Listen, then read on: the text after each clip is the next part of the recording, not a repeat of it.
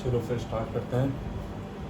देखो बच्चों, regular polygon के फर्स्ट लेक्चर में मैंने इसके बेसिक्स के बारे में सारी चीज़ें आपको बताई थी। एक चीज़ उसमें रह गई थी और वो होती है नंबर ऑफ़ डायगोनल्स। तो नंबर ऑफ़ डायगोनल्स पढ़ने के बाद फिर हम लोग इसके क्वेश्चंस करेंगे। तो नंबर ऑफ़ डायगोनल्स कितने होंगे in any n sided polygon. किसी भी, ज़रूरी नहीं है कि वो रेगुलर पॉलीगॉन हो। ये क्वेश्चन काफ़ी जगह पूछते हैं कि बताओ कितने डायगोनल्स होंगे एन साइडेड पॉलीगॉन में। तो एन साइडेड पॉलीगॉन में नंबर ऑफ डायगोनल्स निकालने के लिए या टोटल डायगोनल्स कितने होंगे ये बताने के लिए आपको एक छोटे से कॉन्सेप्ट कवर करना पड़ता है। देखो, तो डायगोनल्स का सेंस क्या होता है कि जो आप वर्टाइसेस ले रहे हो, जैसे A1 ले लिया, A2 ले लिया, A3 ले लिया, तो जो आपकी वर्टाइसेस कनेक्ट करके साइड्स नहीं बनाएंगी, यानी देखो इसमें A1 A2 अगर हम कॉन्जिक्यूटिव वर्टेक्स ले रहे हैं तो ये बन जाएगी इसकी साइड। तो A1 से अगर A3 को कनेक्ट करें तो ये साइड नहीं है, नेक्स्ट साइड A2 A3 होती, तो इसको हम कहेंगे एक डायगोनल। यानी किसी रेगुलर पॉलीगॉन या किसी नॉर्मल पॉलीगॉन में भी डायगोनल का सेंस ये होता है कि ऐसे दो पॉइंट्स को कनेक्ट कर दो जिससे साइड न बन रही। तो अगर साइड नहीं बन रही होगी तो हम उस चीज़ को, उस लाइन को कहेंगे डायगोनल्स। तो अगर हमारे पास एन साइडेड पॉलीगॉन है, यानी हमें एन पॉइंट्स दिए हुए हैं, और अगर हमें एन पॉइंट्स दिए हुए हैं तो एन पॉइंट्स से कितनी लाइंस पॉसिबल हैं। एन पॉइंट से अगर हम लाइंस बनाएंगे तो वो लाइंस बनेगी NC2। यानी आप एन में से कोई भी दो पॉइंट्स को ले लो और उनको कनेक्ट कर दो तो हमारे पास ये NC2 लाइंस बन जाएंगी। तो नंबर ऑफ डायगोनल्स निकालने का जो फॉर्मूला बनता है, नंबर ऑफ डायगोनल्स निकालने का फॉर्मूला बनता है NC2, यानी टोटल लाइंस में से आपके पास n पॉइंट्स हैं, उनसे जो टोटल लाइंस बन रही हैं उसमें से साइड्स को माइनस कर दो। कितनी साइड्स हैं? n। तो ये हमने क्या किया, ये यहाँ पे मैंने NC2 यानी टोटल लाइंस जो बन रही थी उन लाइंस में से टोटल साइड्स को माइनस कर दो। इसको अगर आप सिंप्लीफाई करो कॉम्बिनेशंस के फॉर्मूले से NC2 को सिंप्लीफाई करोगे तो NC2 हो जाएगा n इंटू n माइनस 1/2। इसमें से हमको सब्ट्रैक्ट करना है n। तो अगर आप इसको ओपन करके सिंप्लीफाई कर दोगे, तो ओपन करके सिंप्लीफाई करोगे तो n² minus n minus 2n upon 2 हो जाएगा। तो फर्दर ये n इंटू n माइनस 3/2 आ जाता है। यानी आप कह सकते हो किसी भी n साइडेड पॉलीगॉन्स में, कोई भी n साइडेड पॉलीगॉन अगर होंगे तो उसमें इतने डायगोनल्स होते हैं, n इंटू n माइनस 3/2। आप देख लो स्क्वायर में दो होते हैं स्क्वायर के लिए, यानी क्वाड्रिलेटरल के लिए क्या करोगे, क्वाड्रिलेटरल की आप n को रख दोगे 4, तो n को 4 रख दोगे तो यहाँ पे 4 रखोगे, ये हो जाएगा 4 माइनस 3 1 हो जाएगा, तो यहाँ से बचेगा इसके लिए दो डायगोनल आ जाएंगे। पेंटागन के लिए n को 5 रख दोगे, यहाँ 5 आ जाएगा, यहाँ 5 माइनस 3 2 बचेगा, तो नीचे 5 आ जाएगा। तो ये कॉन्सेप्ट होता है रेगुलर पॉलीगॉन्स में या नॉर्मल पॉलीगॉन्स में कितने डायगोनल्स होते हैं उसको निकालने का।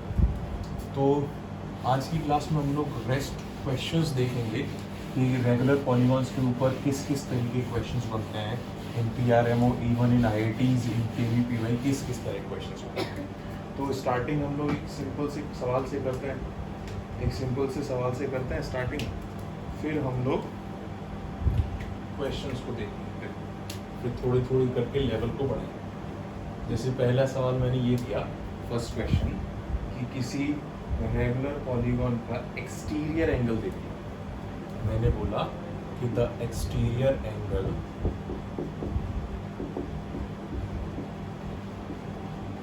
Of a regular polygon, exterior angle दे दिया मैंने, कितना दे दिया, 36 डिग्री। मैंने कहा कि 36 डिग्री है, इस 36 degree, find the number of sides. ये हमें निकालना है कि अगर एक्सटीरियर एंगल इतना होगा तो नंबर ऑफ साइड्स कितनी होगी। तो किसी रेगुलर पॉलीगॉन का जो एक्सटीरियर एंगल कितना होगा ये आप उसके इंटीरियर एंगल से पता लगा सकते हो। इंटीरियर एंगल से आप पता लगा सकते हो, बड़े आसानी से इसको आप पता लगा सकते हो। देखो ये हमने उसकी एक वर्टेक्स मान ली, ये वर्टेक्स ए है, तो ये इसका इंटीरियर एंगल होता है n-2 π/n। तो ये अपना जो एक्सटीरियर एंगल बनेगा दोनों का सम 180 होना चाहिए, तो दोनों का सम अगर 180 करोगे तो ये एक्सटीरियर एंगल आ जाएगा 2 π/n। तो किसी रेगुलर पॉलीगॉन का जो एक्सटीरियर एंगल हो जाएगा वो 2 π/n हो जाएगा किसी एक वर्टेक्स पे। तो आपको ये दिया हुआ है 2 π/n इक्वल्स टू 36 डिग्री। तो अगर ये डिग्री में दिया हुआ है तो 2 π/n को हमने कन्वर्ट कर लिया डिग्रीज में, 360 degree by n equals to 36 degree.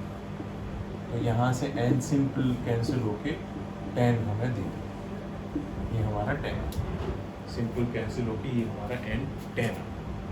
तो ये एक्सटीरियर एंगल कितना होता है, ये इसके ऊपर एक सवाल था। सेकंड क्वेश्चन देखते हैं, ये काफ़ी इजी सवाल था, आपको देखने से भी लग रहा होगा कि कितना वैल्यू सवाल मैंने दे दिया। सेकंड क्वेश्चन देखते हैं, थोड़ा सा लेवल धीरे धीरे बढ़ गया, धीरे धीरे बढ़ गया। देखो तो सेकंड क्वेश्चन में मैंने आपको दिया, क्वेश्चन नंबर सेकंड मैंने आपको दिया कि एक रेगुलर पेंटागन है, आपको उसका what is the area of a regular pentagon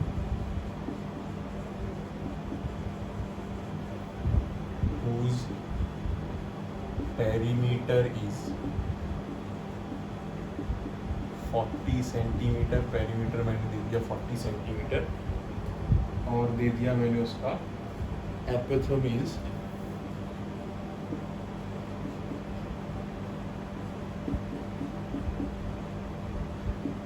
5 centimetre. तो ये भी थोड़ा सा आसान सा ही सवाल है, क्योंकि ये सीधा सीधा एक कॉन्सेप्ट के ऊपर बेस्ड है। कौन से कॉन्सेप्ट के ऊपर बेस्ड है, जिसमें लास्ट क्लास में अगर ध्यान हो मैंने आपको बताया था कि किसी भी पॉलीगॉन का जो एरिया होता है, रेगुलर पॉलीगॉन का एरिया, उसको आप एपिथम की हेल्प से यानी इन रेडियस की हेल्प से बड़े आसानी से निकाल सकते हो। कैसे निकाल सकते हो, क्या फॉर्मूला था, क्या चीज़, क्या कॉन्सेप्ट बताया था मैंने कि area of any regular polygon is semi perimeter of the polygon, semi perimeter into apothem. तो ये इस कॉन्सेप्ट के ऊपर बेस्ड है। सेमी पेरीमीटर, पेरीमीटर अगर 40 है तो सेमी पेरीमीटर 20 हो जाएगा, और एपिथम दिया हुआ है 5, तो ये हो जाएगा 100। ये अगर आपको कॉन्सेप्ट याद है तो आप डायरेक्ट निकाल सकते हो, अगर याद नहीं होता तो आपको क्या करना पड़ता, आप सबसे पहले साइड निकालते, एपिथम निकालते, उससे एक ट्राइंगल बनाते ऐसे। ये तुम्हारा r है जो 5 दिया हुआ है, इसकी साइड आ जाती a, तो इस ट्राइंगल का एरिया निकालते, फिर 5 से मल्टीप्लाई करते, तब हमारा पूरा एरिया जाके निकलता। अगर ये आपको कॉन्सेप्ट ध्यान नहीं होता तो आपको इस तरीके से इसको अप्रोच करना है। अगला तो धीरे धीरे हम लोग डिफ़िकल्टी लेवल इसका इंक्रीज करेंगे। नेक्स्ट क्वेश्चन देखते हैं, साइड में ही चल रहे हैं, अभी साइड्स की ही बात कर रहे हैं हम लोग, साइड्स के बेसिस पे ही कर रहे हैं, एरिया के बेसिस पे धीरे धीरे हम लोग इंक्रीज करेंगे। तो ये कहा गया इस बार क्वेश्चन नंबर 3 में कि इफ द शॉर्टेस्ट यानी सबसे छोटा diagonal of a regular hexagon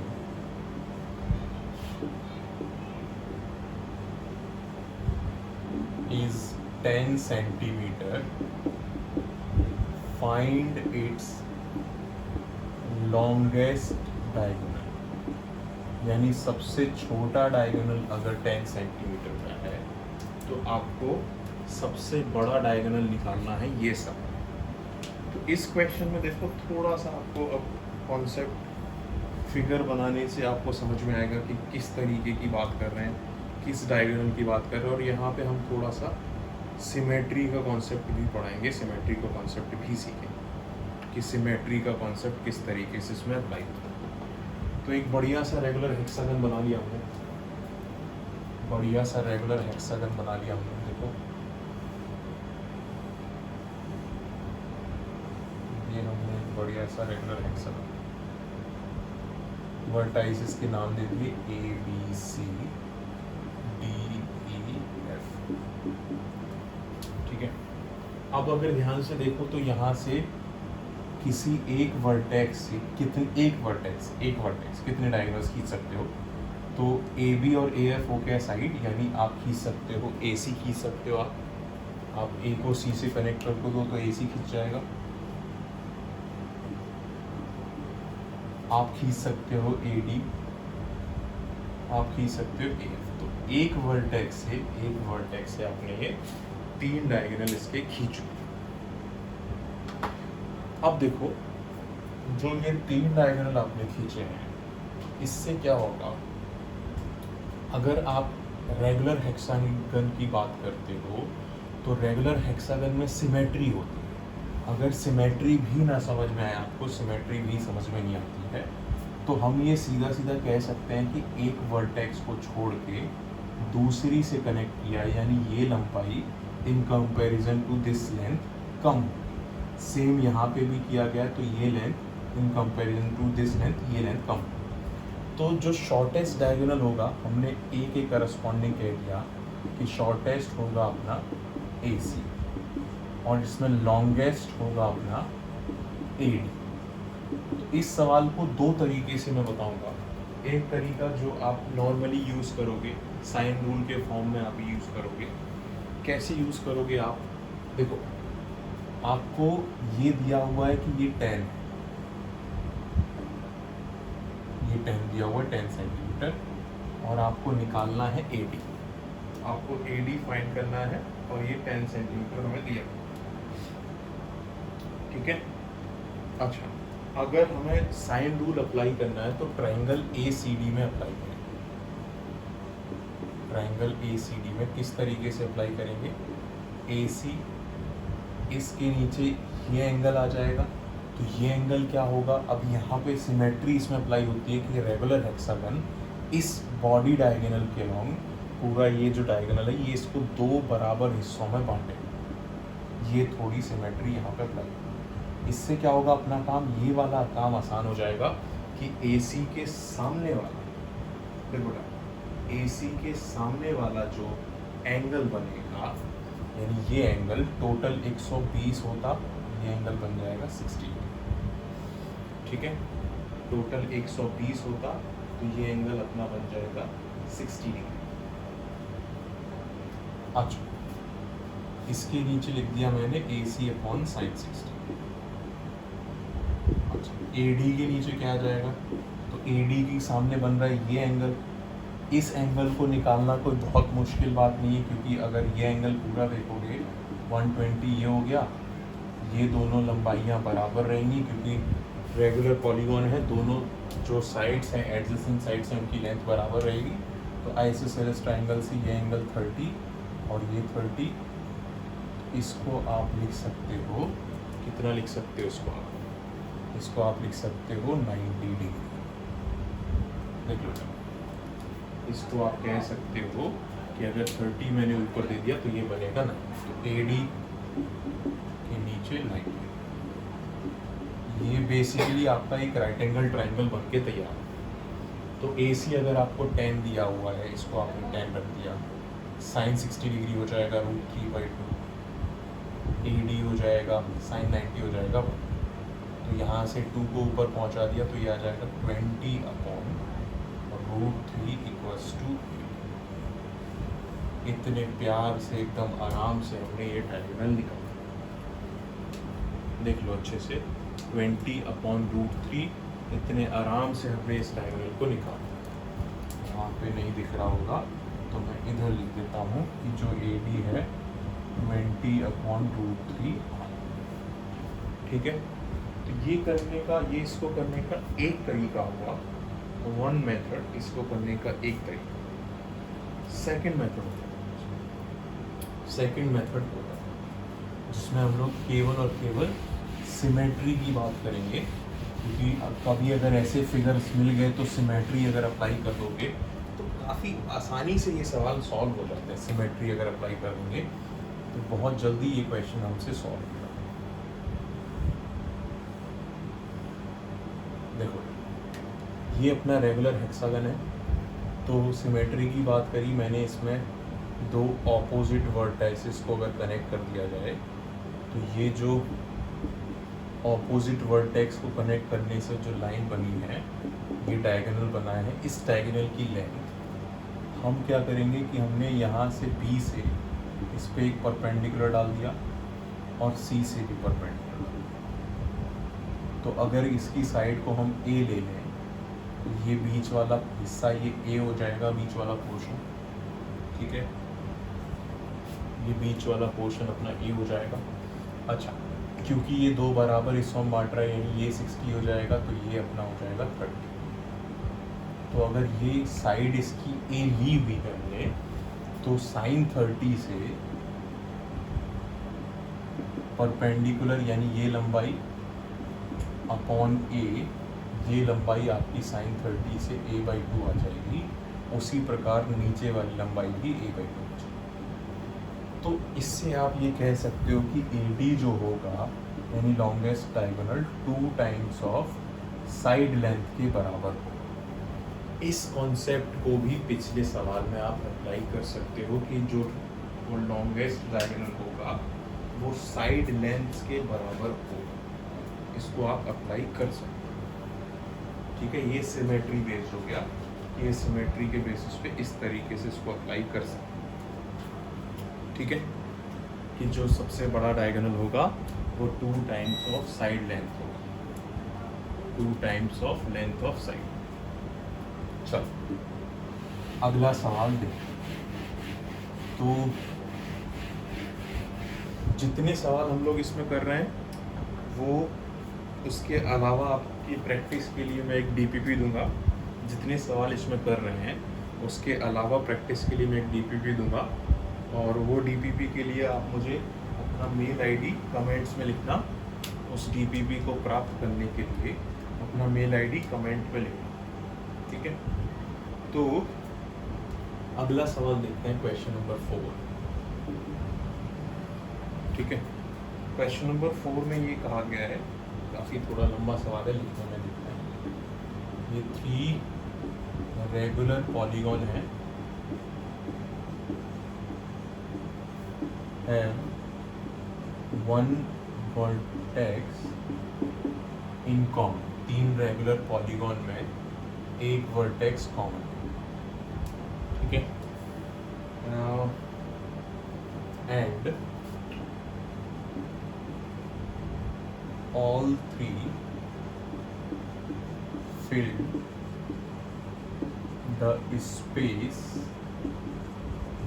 at that vertex। ये दिया हुआ है कि तीनों मिलके उस वर्टेक्स का स्पेस फिल कर दें।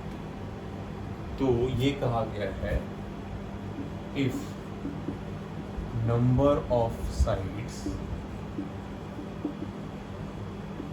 in 3 polygons are n1, n2 and n3 respectively, तो हमें प्रूव करना है, prove that 1/n1 plus 1/n2 plus 1/n3 equals to 1। ये हमें प्रूव करना है, ये हमारा सवाल है। सवाल को अच्छे से देख लो, क्योंकि मैं सवाल मिटा के फिर इसका सॉल्यूशन लिखूंगा, क्योंकि इसने पूरा स्पेस अपने कवर कर लिया है, तो मैं इसको मिटा के इसका सॉल्यूशन लिखूंगा। सवाल को अच्छे से देख लो, एकदम बढ़िया से सवाल को देख लो, फिर मैं इसको मिटा के 3 रेगुलर पॉलीगॉन है जिसमें एक वर्टेक्स कॉमन कह रहे हैं, और तीनों मिलके उस वर्टेक्स पे जो स्पेस है उसको फिल कर रहे हैं। तो ये केवल और केवल 3 के बारे में नहीं, 4 के बारे में भी हो सकता था ये सवाल, और भी ज़्यादा के बारे में हो सकता था, कॉन्सेप्ट क्या है इसके पीछे, कॉन्सेप्ट थोड़ा समझते हैं। मैं इसको हटा, कॉन्सेप्ट इसके पीछे क्या इन्वॉल्व है इसको थोड़ा सा समझते हैं। देखो, एक वर्टेक्स कॉमन,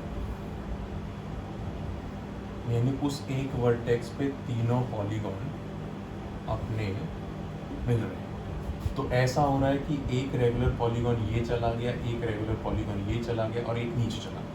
कितनी भी साइड्स हो सकती हैं, उस वर्टेक्स, उस कॉमन वर्टेक्स को ओ मान लिया, कॉमन वर्टेक्स पे ऐसा हो रहा है।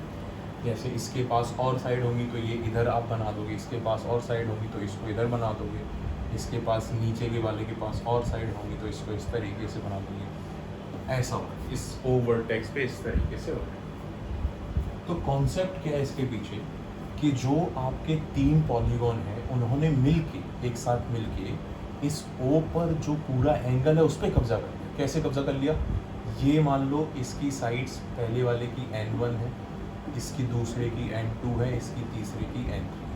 तो ये बस यही इसमें समझने वाली चीज़ थी। अब सवाल आप खुद से ख़त्म कर सकते हो। खुद से कैसे ख़त्म कर लोगे, कि इस वर्टेक्स पे इसकी वजह से n1 एंगल बन रहा है, तो आपको पता है कि किसी वर्टेक्स पे एक रेगुलर पॉलीगॉन में एंगल कितना बनता है, n-2/n इंटू पाई या 180। ये पहले वाले से ये कंट्रीब्यूशन बना, ये एंगल। दूसरे वाले से कितना बना, n2 - 2/n2 इंटू 180 डिग्री यानी पाई। तीसरे वाले से सिमिलरली कितना बनेगा, n3 - 2/n3 into pi. Total angle उस वर्टेक्स पे, कॉमन वर्टेक्स पे जो हमने ओ क्या रखा है, 2 पाई हो जाएगा। सारे एंगल्स मिला के 2 पाई हो जाएगा एक पॉइंट पे जो एंगल बनता है। ठीक है, अच्छा, तो ये हमारे पास कंडीशन आ गई कि तीनों से जो इस वर्टेक्स पे एंगल्स बनेंगे, ये n1 की वजह से, जिसके पास n1 साइड है, जिसके पास n2 साइड्स हैं और जिसके पास n3 साइड्स हैं, वो ऐसे। देख लो बच्चे, इतना आसान सा सवाल है। लैंग्वेज इतनी बड़ी सी डरावनी सी लैंग्वेज कह दी कि भाई ये हो रहा है, तीन पॉलीगॉन वर्टेक्स पे स्पेस फिल कर दिया, ये सब लैंग्वेज इसमें कह दी। जबकि अगर देखो ध्यान से तो सवाल में कुछ नहीं था बेटा, सवाल में कुछ नहीं था, ये था बस angle sum property, angle at a point का सम 2 पाई होता है, ये सवाल था केवल इसमें, और कुछ नहीं था इस सवाल में। देखो, तो अब क्या करोगे, अब बस जोड़ दो इनको, जोड़ दोगे तो अपना रिजल्ट आ जाएगा। देखो कैसे जोड़ेंगे इसको, ये पाई पाई पाई पाई पाई जोड़ के, तो ये दोनों साइड पाई दिख रहे थे, इसको कैंसिल कर दिया। अब ये बचेगा तुम्हारा n1 - 2/n, दूसरा बचेगा n2 - 2/n2, और तीसरा बचेगा n3 - 2/n3, सामने आ जाएगा 2। अब अगर हम इनको सेपरेट कर लेते हैं, सेपरेट कैसे करोगे, इसको अगर सेपरेट करोगे तो ये बचेगा 1 - 2/n1, ये बचेगा 1 - 2/n2, और ये बचेगा 1 - 2/n3 = 2। तो लेफ्ट साइड में टोटल बना 3 - 2 टाइम्स ऑफ 1/n1। देखो हम लोग धीरे धीरे अप्रोच कर रहे हैं, जो चीज़ हमें चाहिए थी, = 2। इसको 2 को इधर ले जाओ, उसको सामने ले जाओ, तो यहाँ बचेगा 1/n1 + 1/n2 + 1/n3, 2 टाइम्स = 1। अब ये 2 को नीचे भेज दो। अब आप समझदार हो, जो चीज़ हमें चाहिए थी वो हमने प्रूव कर ली। क्या चाहिए था, 1/n1 + 1/n2 + 1/n3 = 1/2 प्रूव हो गया। देख लो बेटा, एकदम अपना लड्डू सा सवाल था, बिल्कुल लड्डू जैसा सवाल। अब सवाल की लैंग्वेज देख के आप शर्मा गए होगे, मतलब घबरा गए होगे। ठीक है, सवाल की लैंग्वेज जब आपने देखी होगी तो घबरा गए होगे। अच्छा, इस सवाल को आप हिट एंड ट्रायल से भी अप्रोच कर सकते हो। ऐसे बहुत सारे केसेस हो सकते हैं जिससे इस वर्टेक्स पे जो तीनों एंगल्स बनेंगे, बहुत सारे पॉलीगॉन्स में ऐसा पॉसिबल होगा, बहुत सारे पॉलीगॉन्स में ये चीज़ पॉसिबल होती है। ठीक है, तो इसको हिट एंड ट्रायल से भी अप्रोच कर सकते हो, एकदम बढ़िया से अप्रोच कर सकते हो। ठीक, तो ये था अपना आज का चौथा सवाल। अगले क्वेश्चन की तरफ बढ़ते हैं। अगला सवाल, तो हम लोग 2 सवाल और करेंगे, उसके बाद मैंने बोला है प्रैक्टिस के लिए क्या करना है। प्रैक्टिस के लिए क्या करना है मैंने आपको बोला है, सभी लोगों के लिए बोला है प्रैक्टिस के लिए क्या करना है। तो क्वेश्चन नंबर 5 हम लोग को देखते हैं। इस तरह के क्वेश्चंस भी इसमें पूछते हैं। ये क्वेश्चन नंबर 5 कौन सा होना चाहिए भाई, कौन सा होना चाहिए, ये 1 2 3 4 होना चाहिए। ओके, इस तरह के क्वेश्चंस भी पूछते हैं कि एक रेगुलर पॉलीगॉन में वर्टाइसिस को कनेक्ट करके दूसरा रेगुलर पॉलीगॉन बना दिया तो उनके एरियाज या पेरीमीटर्स को कंपेयर कराया जाता है। ठीक है, जैसे मैंने ये सवाल दिया कि सवाल बहुत सिंपल है कि एक रेगुलर हेक्सागन है ABCD EF, अगर हम इस रेगुलर हेक्सागन की साइड्स B, F और D को कनेक्ट करते हैं तो आपको निकालना है एरिया ऑफ ट्राइंगल BFD का ratio with respect to area of hexagon ABCD EF। Regular figure की बात कर रहे हैं हम लोग, हमें ये चीज़ निकालनी। ठीक है, अब देखो अगर मेंशन कर देते तो ठीक है, नहीं तो ये चीज़ तो हम लोग इसलिए से सीखते हुए आ रहे हैं कि रेगुलर हेक्सागन में हर तरह की सिमेट्री होती है। तो जब आपने इसकी वर्टाइसिस को एक छोड़ के कनेक्ट किया है, तो आप देखते ही कह सकते थे कि एक लिटिल ट्राइंगल बनेगा। अगर आप ऐसा नहीं कह पा रहे हो तो देखो बेटा, साइड्स को A मान लो, ये 120 है, ये एंगल 30 हो जाएगा, ये एंगल 30 हो जाएगा। वही केस यहाँ पे भी बनेगा, ये A हो जाएगा, ये A हो जाएगा, ये 30, ये 30। तो बीच का एंगल जिसको आप बच रहे थे 60 अपने आप हो जाएगा। तो ये 60, ये 60 और तीनों साइड्स अगर 60 हो गई तो ये रेगुलर फिगर बन गया है, ये इक्विलेटरल ट्रायंगल बन गया। तो अब हमें क्या करना है, अब हमें केवल एरिया निकालना है। अगर तो एरिया निकालने के लिए आप सिंपल सा काम करो ना, इसकी साइड निकाल लो, √3/4 साइड स्क्वायर कर दो।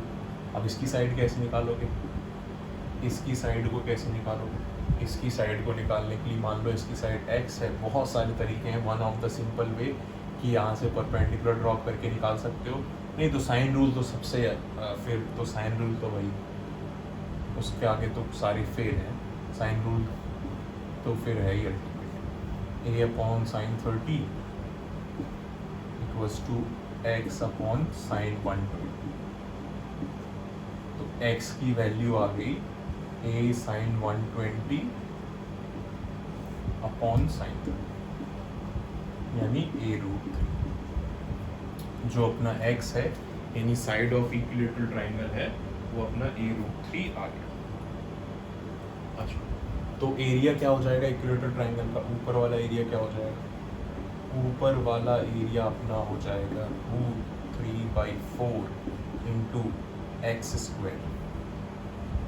और नीचे वाला एरिया, तो बेटा आउट ऑफ ऑल पॉलीगॉन अगर हम 5 या उससे ऊपर वाली साइड्स के ऊपर के पॉलीगॉन की बात करें, 5 की बात करूँ, सबसे आसान होता है इक्विलेटरल रेगुलर हेक्सागन का एरिया निकालना। क्यों ये आसान होता है, क्योंकि रेगुलर हेक्सागन में अगर आप सेंटर से कनेक्ट कर दोगे तो ये भी एक इक्विलेटरल ट्रायंगल बनता है।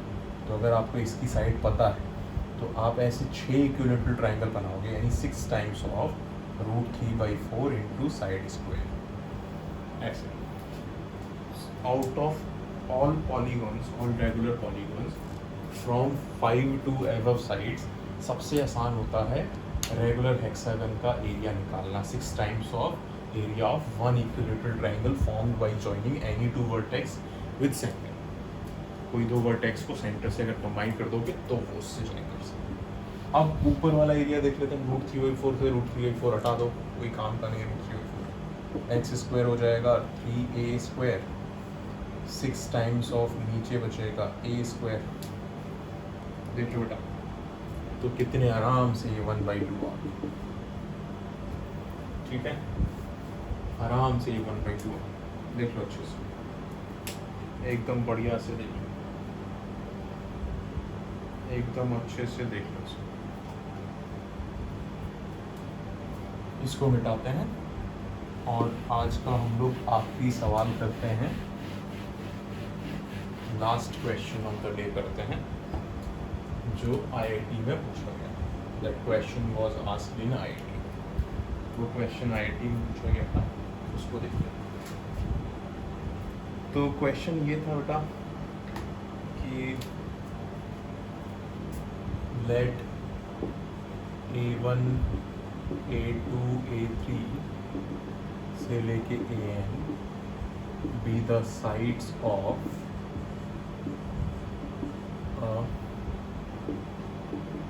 of any n-sided polygon, n-sided regular polygon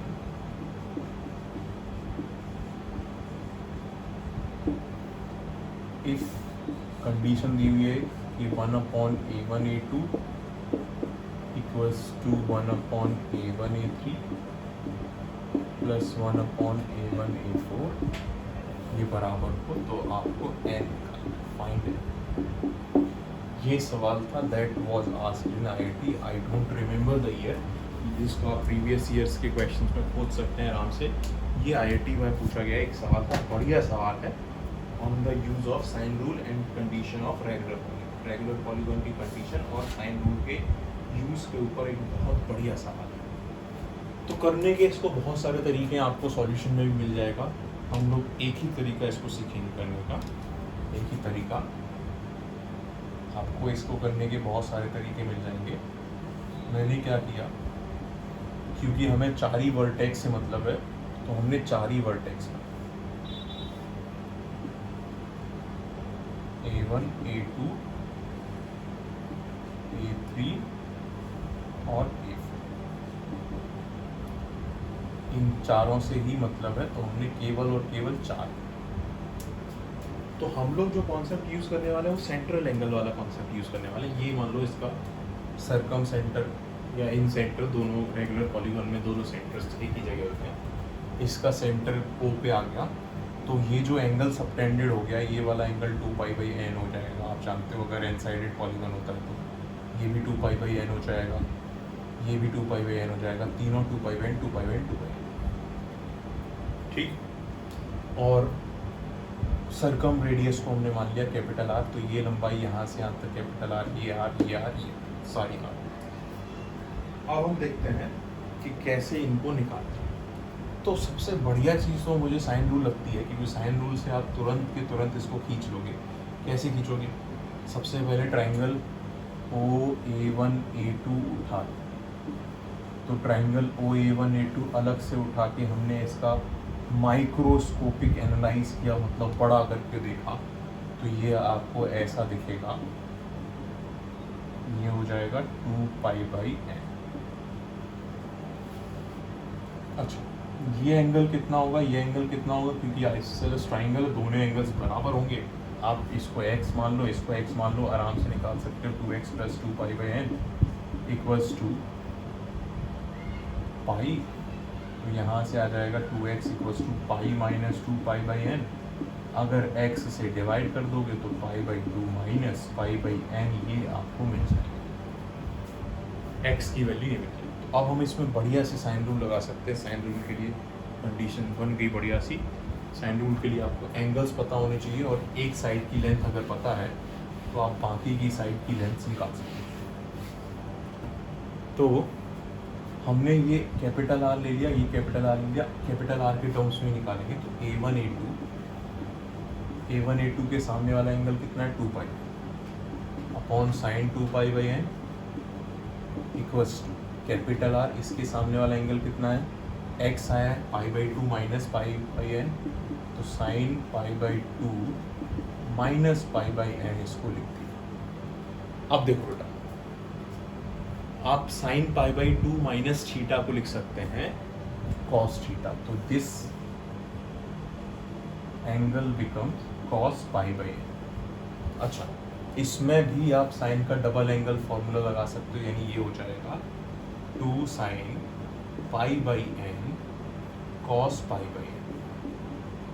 तो ये कैंसिल, कॉस से कॉस हटा दिया हमने, कैंसिल कर दिया।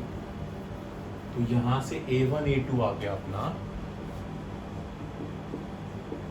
2r साइन पाई बाई, पहली सफलता प्राप्त होगी, a1 a2 हमें। तो यार अब देखो इसमें आप मुझे बता सकते हो, देख के बता सकते हो सर आपने a1 a2 जिस तरीके से निकाला है वही अप्रोच हम a1 a3 के लिए कर दें। ये central angle 4 pi by n, ये एंगल उस हिसाब से आप निकाल लोगे आइसोसेलेस ट्रायंगल बना के, a1 a3 आ जाएगा सिमिलरली। कितना आ जाएगा सिमिलरली लिख देता हूँ मैं, बाकी का काम मुझे भरोसा है, आपके मजबूत कंधों पे मुझे भरोसा है कि आप कर लोगे। ये आ जाएगा अपना 2r sign 2 pi by N, और उसी तरीके से आप a1 a4 को निकाल सकते हो, इसको इससे कनेक्ट करके central angle 6 pi by n बन जाएगा।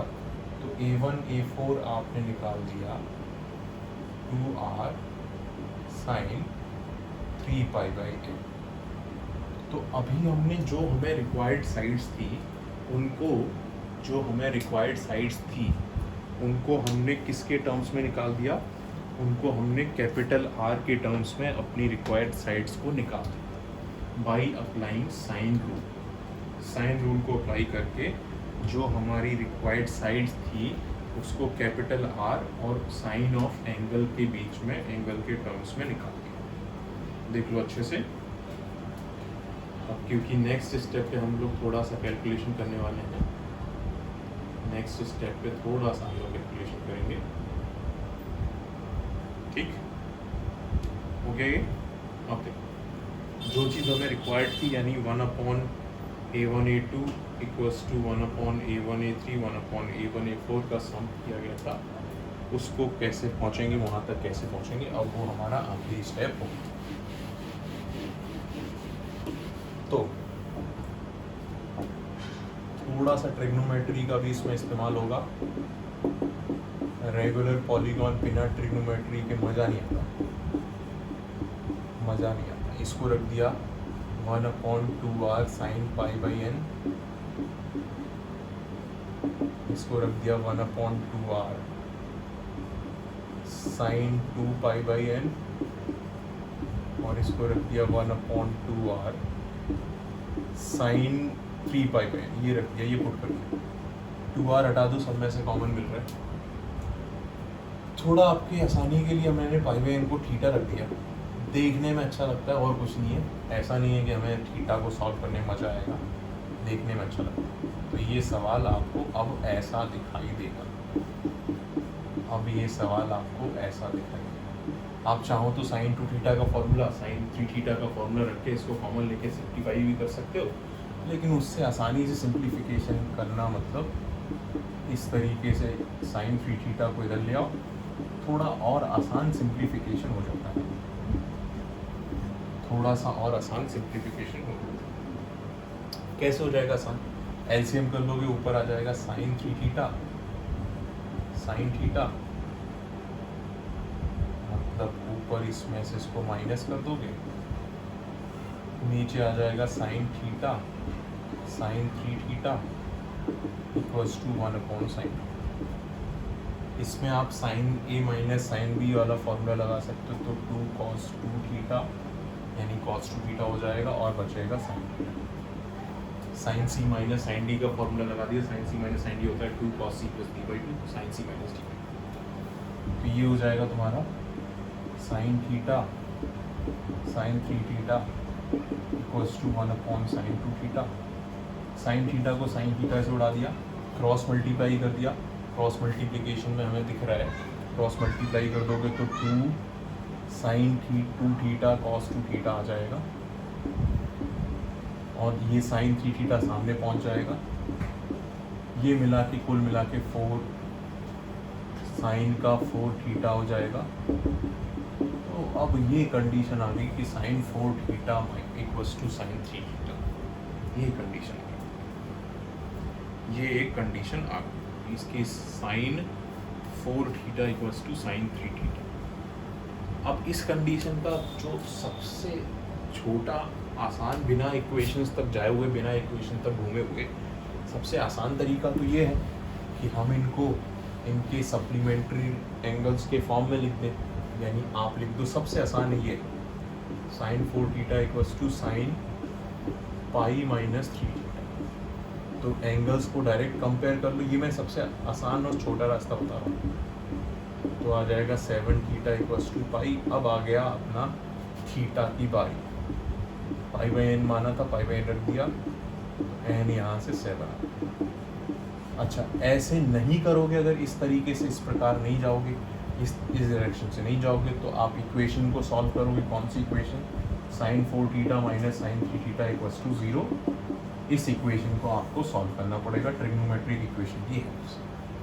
तो सॉल्व करना, इसको भी कोई बहुत मुश्किल नहीं है। आप ऐड करोगे साइन सी माइनस साइन डी, फिर से आप फॉर्मूला लगाओगे, सिंप्लीफाई करोगे, तो यहाँ से भी आपको सेम सॉल्यूशन मिलेगा, एन की वैल्यू 7। ये मैंने थोड़ा सा आसानी से कर दिया है, आप इससे देख सकते हैं। ठीक है, तो थोड़ा लंबा हो गया क्लास, आज हम लोग यहीं तक रखते हैं। अगर ज़रूरत पड़ी, इफ़ रिक्वायर्ड और पब्लिक डिमांड हुई, अगर पब्लिक डिमांड रही, तो एक और लेक्चर बनाएंगे और टफ क्वेश्चंस का पब्लिक डिमांड पे। और आपको करना क्या है, आप जानते हो, प्रैक्टिस के लिए आपको अपना ईमेल आईडी बॉक्स में डाल देना, कमेंट बॉक्स में। चलो फिर नेक्स्ट क्लास में मिले रहेंगे।